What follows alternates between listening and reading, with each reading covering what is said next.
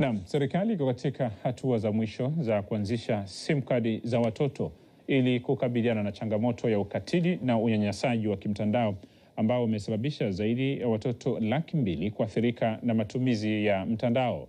Henry Mabumo na taarifa zaidi.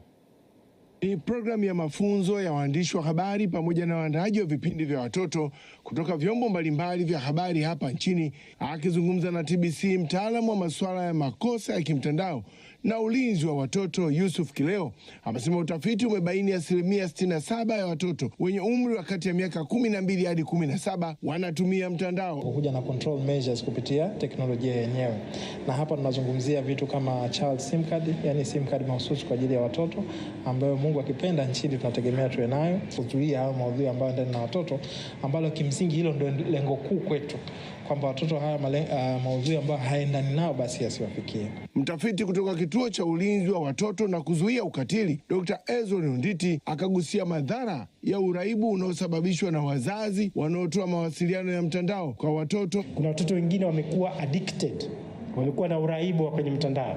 Uraibu ni ile hali ya kupenda na kurudia kufanya kile kitu mara kwa mara, na tunagundua ya kuwa tafiti zinaonyesha ile sehemu ya ubongo inayoathiriwa na madawa ya kulevya, na ndiyo hiyo sehemu ambayo inaathiriwa na matumizi ya mitandao. Afisa ustawi wa jamii mkuu kutoka Wizara ya Maendeleo ya Jamii, Jinsia, Wanawake na Makundi Maalum, Mwilinde Kato, akasisitiza umuhimu wa waandishi wa habari kuelimisha jamii kuhusu unyanyasaji wa kimtandao kwa watoto, huku baadhi ya waandishi wa vipindi maalum wakieleza umuhimu wa mabadiliko kwa wazazi, kwamba watoto wengi wanatumia mitandao na 4% walishawahi kukutana na wahalifu mtandaoni, lakini vile 5% walishawahi kulazimishwa kutuma picha zao za utupu.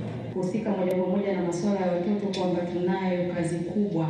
Tazama takwimu za UNICEF, kama sijakosea, mtoto mmoja kati ya 5 wanaathiriwa kingono. Mwakilishi wa bodi ya ithibati Prudence Constantini amesema kutokana na athari za mitandao ya kijamii, waandishi wa habari wanapaswa kujitolea. Waandishi wa habari mna jukumu kubwa kuhakikisha mnafikisha habari za wananchi, wazazi na walezi, watoto na jamii kwa ujumla kuhusu usalama wa watoto mtandaoni. Kutoka Dar es Salaam, mimi ni Henry Mabumo, TBC.